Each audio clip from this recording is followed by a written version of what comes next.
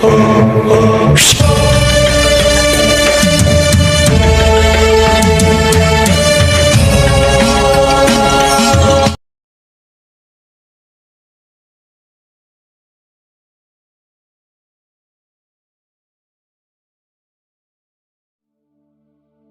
பண்ணிக்கிட்டு இருக்க?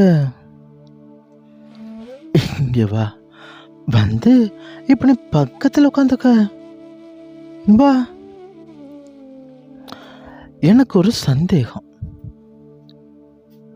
உன்னோட வாழ்க்கையில் நீ இன்னும் எத்தனை நாளைக்கு மெழுகுவர்த்தியா இருக்க போற? நீ மற்றவங்களுக்காக மட்டுமே நீ கரைஞ்சுக்கிட்டு இருக்கிற. சொல்லு.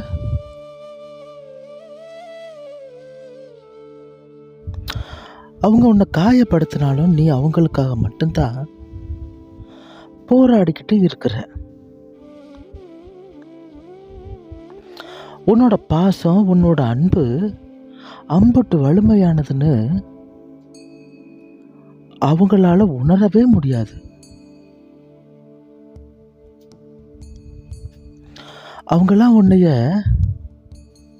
உண்மைன்னு உணர்ந்தாங்க அப்படின்னா இப்படி அவங்க எல்லாரும் உன்னைய அலட்சியப்படுத்திக்க மாட்டாங்க இல்லையா?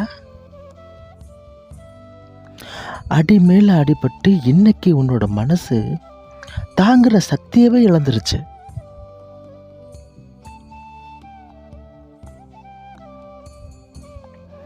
ஒட்டுமொத்த வழியும் இன்னைக்கே ஒரே இடத்துல சங்கமித்து உன்னை ரணப்படுத்தி உனக்காக நீ வாழக்கூடிய நேரங்களையும் நிராகரிக்க செய்யுது. அவங்களுக்காக அவ்வளவு யோசிக்கிறேல, கொஞ்சம் உனக்காக யோசிக்கலாம்ல.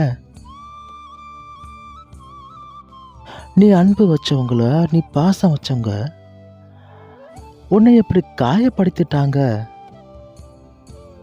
அப்படின்னு உன்னோட மனசை நீ ரணப்படுத்திக்கிட்டு இருக்கிற, வேதனைப்பட்டுக்கிட்டு இருக்கிற.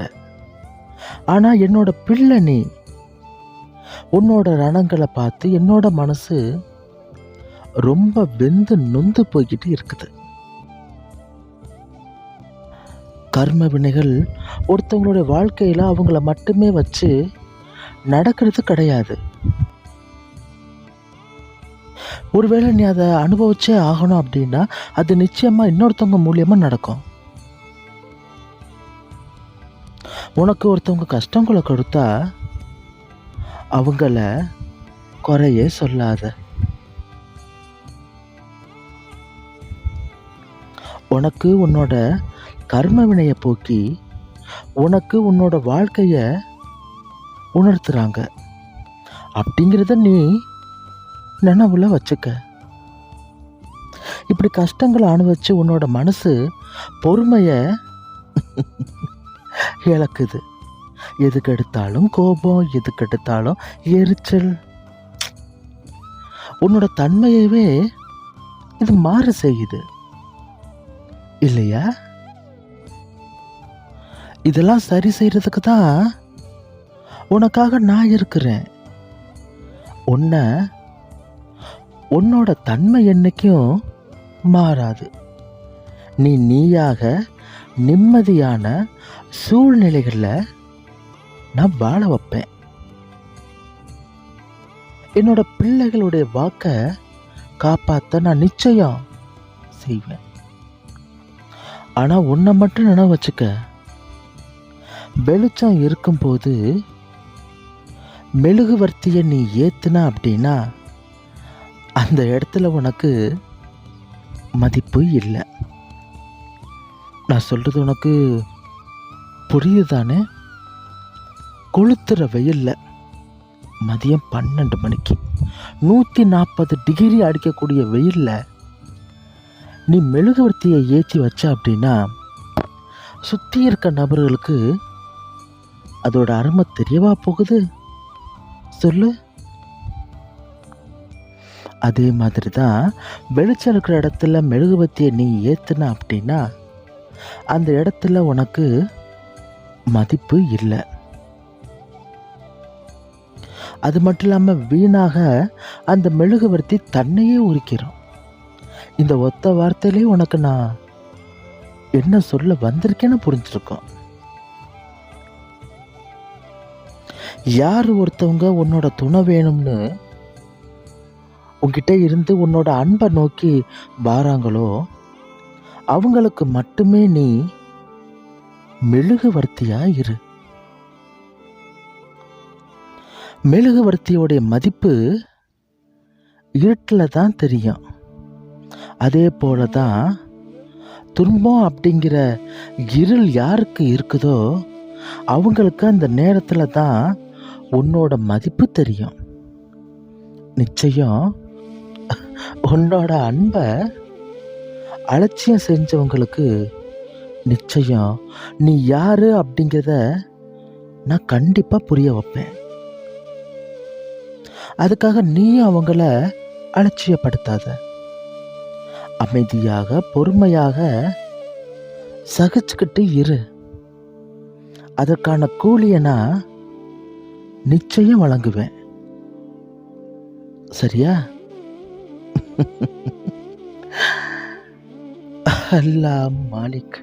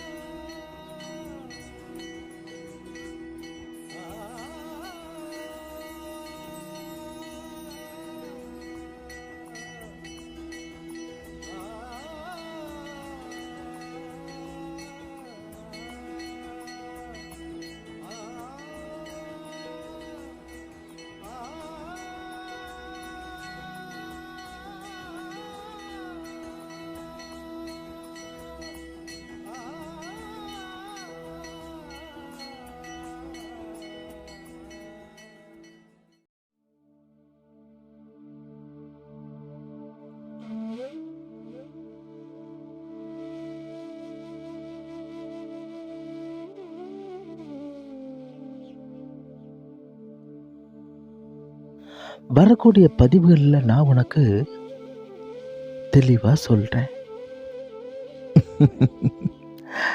சரியா? உன்னால முடிஞ்சா உதவிக்கரம் நீட்டு. ஏதோ இந்த குடியில் ஏற்றக்கூடிய ஒவ்வொரு விளக்குலையும் உன்னோட கஷ்ட காலம் போறதுக்கான ஒவ்வொரு தீர்வு கிடைக்கும். நிச்சயமா கிடைக்கும். அல்லாஹ் மாலிக். கோபியர்களே உனக்கா